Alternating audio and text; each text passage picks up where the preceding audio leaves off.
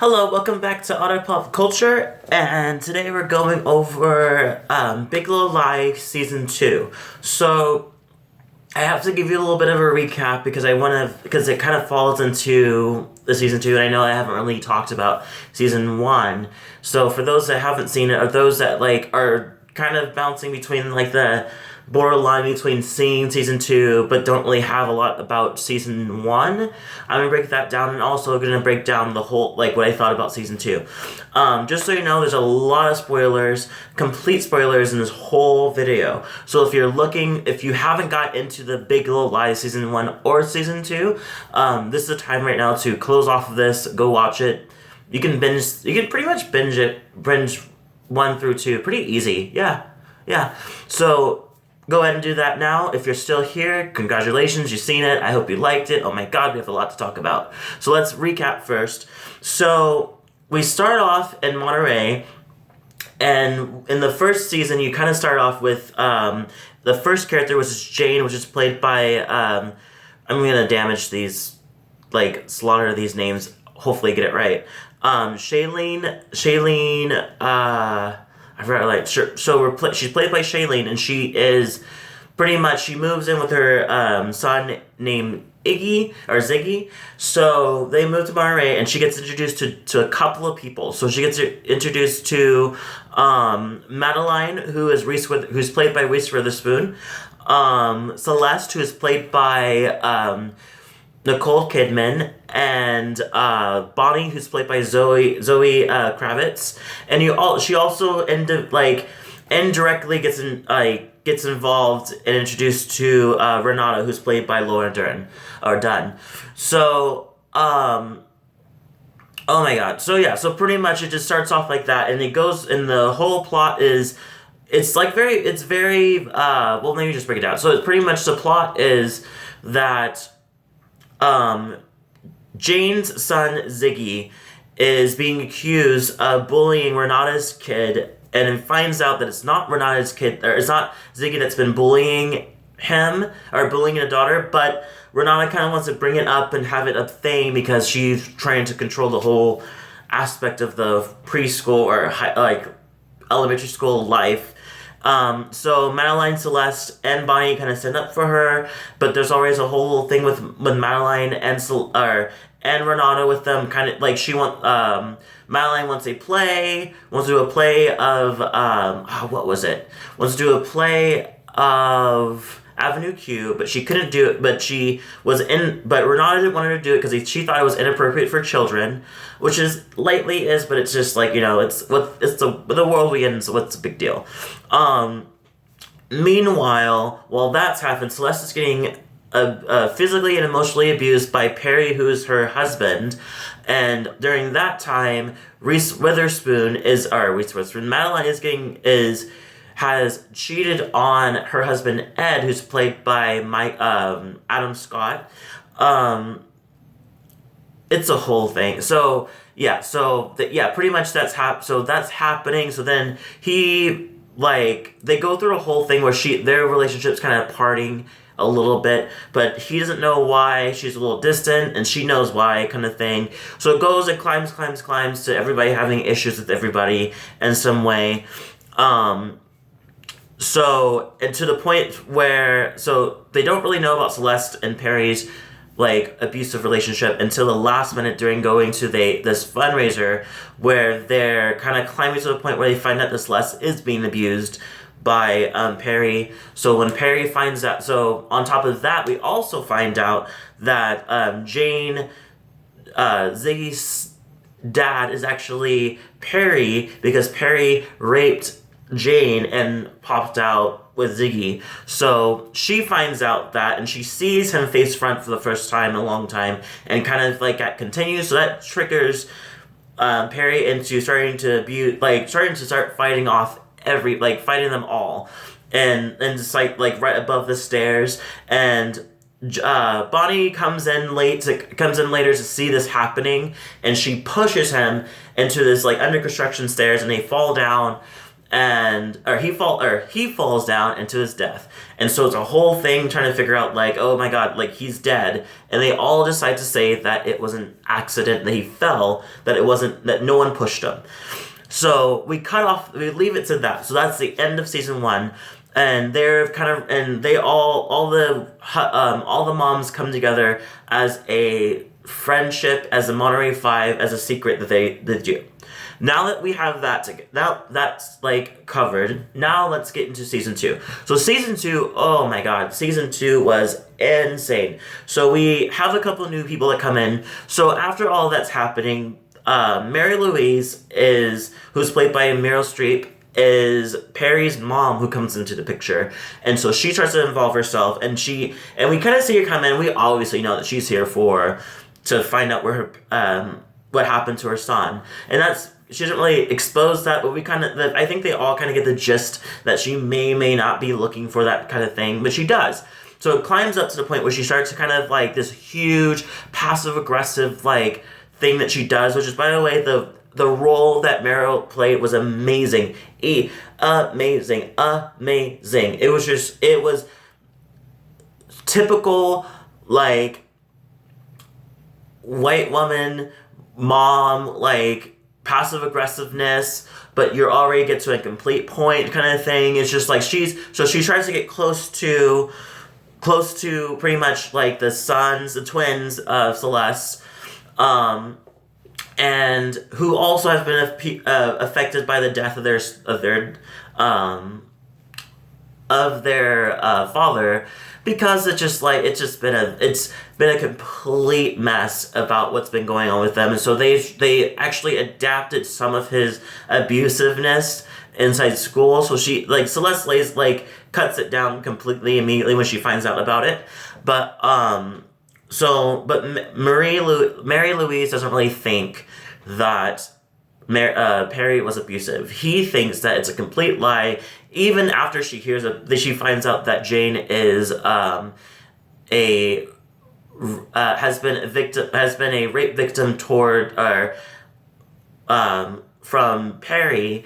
And even then she's like, oh, maybe it was a rough, like, sex thing, like, you never know, kind of thing. And so that's happening. And so she's trying to, like, get custody, pretty much. At the end of it, she's trying to get custody of the twins and take it away from Celeste, even though Celeste is having some issues, but she's mourning, you know.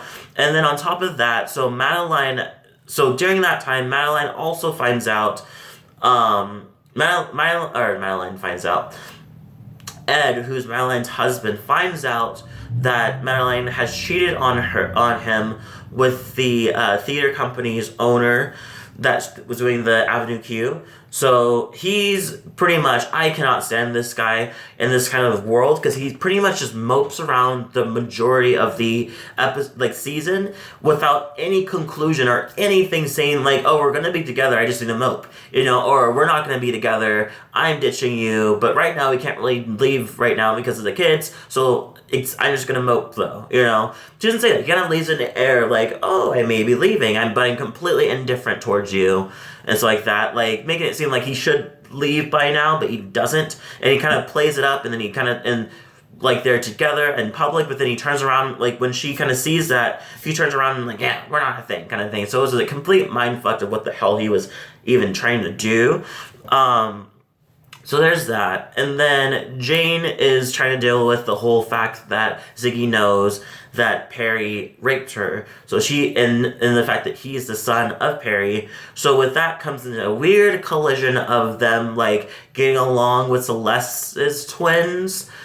So where, like, Ziggy's like, oh yeah. Like, Ziggy, like, goes and hang out with them more often now that they're, like, blood brothers in some way. And they just kind of take him in. Like, yeah, cool. Like, whatever. I guess we're brothers now. Like, we hang out anyway, so it's perfect, you know.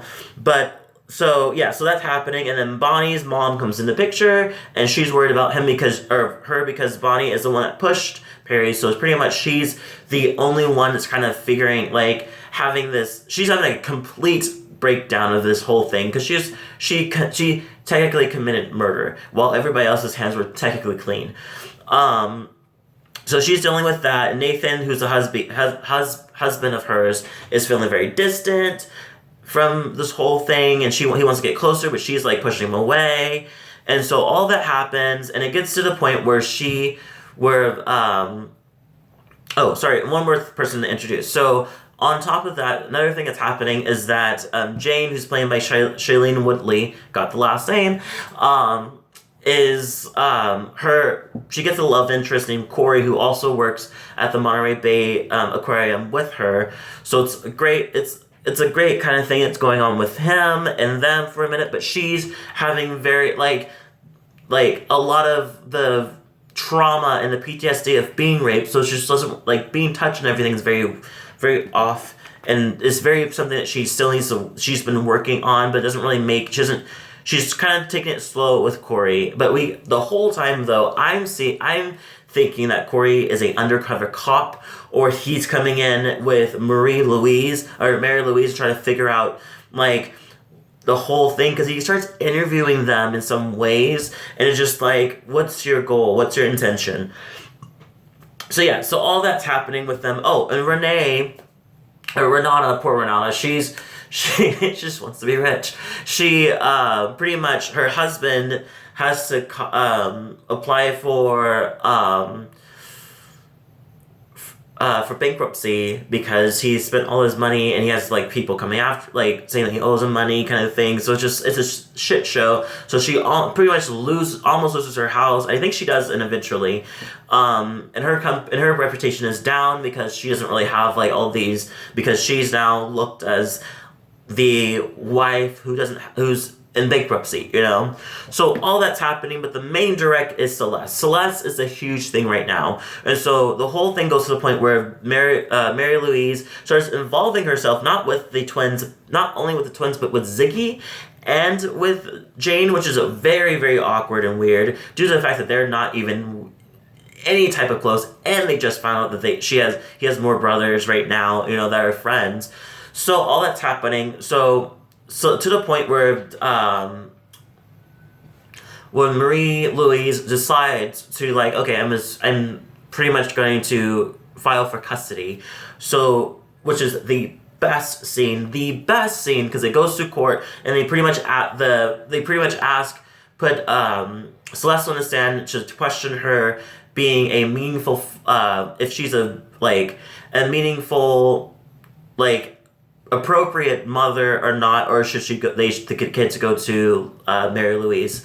So they really railed her in like the second to last episode, to the point where it's just like, I was like, oh no, she's gonna, like, Mary's gonna get it, Mary's gonna get them. But then at the very, very end of that episode, she's like, okay, like, I'm an attorney myself, I want to question Mary Louise. Let's see if she's fit to be a mother or guardian for my kids, So the next episode is just pretty much them just like her questioning everything about Mary Louise's world, and we find out that Mary Louise has killed Perry's brother when they were younger. She pretty much just lost her. She was driving, and they were making noises or something. What the fuck was going on, and pretty much she lost her complete temper and just accidentally crashed the car, which ended up killing the son and Perry. So she gets out of the car, she goes to Perry, and who's still alive, and she just completely says like, look what you made me do, it's your fault, and stuff like that, and just pretty much blame on him causing emotional abuse. So that's just immediately, murder and emotional abuse and all that stuff like that. It's pretty much just like she's not fit whatsoever, So in the end, Celeste gets the kids, or remains with the twins, and Mary Louise walks away with drives away out of town with her tail with a towel on her legs, between her legs, and she just, with her reputation also into jeopardy. But in the end of it, Celeste tells the kids to go give Mary Louise a hug, due to the fact that she knows that she loves the kids in her own little way. So, and then Bonnie's mom ends up dying in the end, but one thing that happens, that Bonnie confesses to her mom that she pushed Perry down the stairs, which ended up killing him. But she pushed Perry in the thoughts of pushing her mom, because her mom was also abusive in the past as well. So yeah, so that's the whole wrap up, and then the end of it, so the end of it is a random text from Bonnie to everybody, so all the Monterey Five, which is what they're called, to everybody else, due to the fact that everybody thinks that they might have killed Perry, which is technically yes, but technically no. So in the end of it, they start walking up to the police department office and pretty much going into it, indicating that they're gonna admit to the push.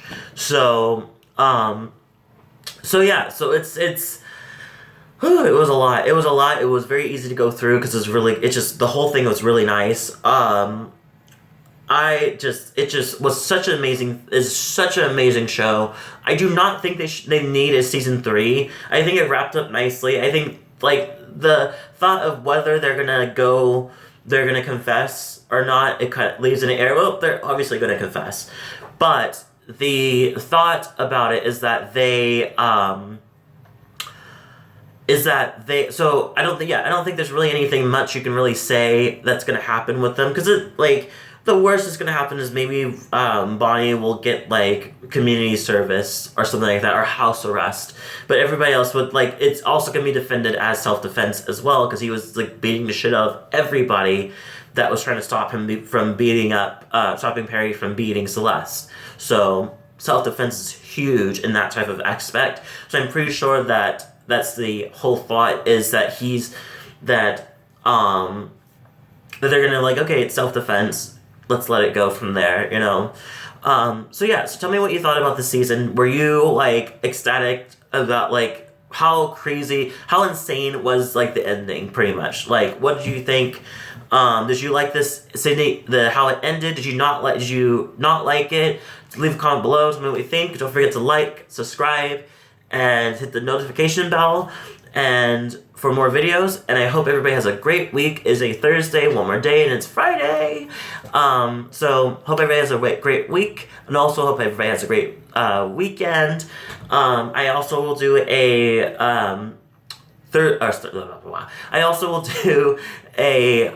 Friday picks tomorrow. It's going to be on my Instagram, so I know I haven't really done a video on it, because I felt like it was easier to do it onto Instagram, because it also brings into, I want to actually practice more with my sharing stories, because I don't really do that as often on my channel, so I want to do that more often now. So check out my Instagram. It's in the little description below. That's where my Instagram point will be. So check it out, and I'll see you guys in the next video.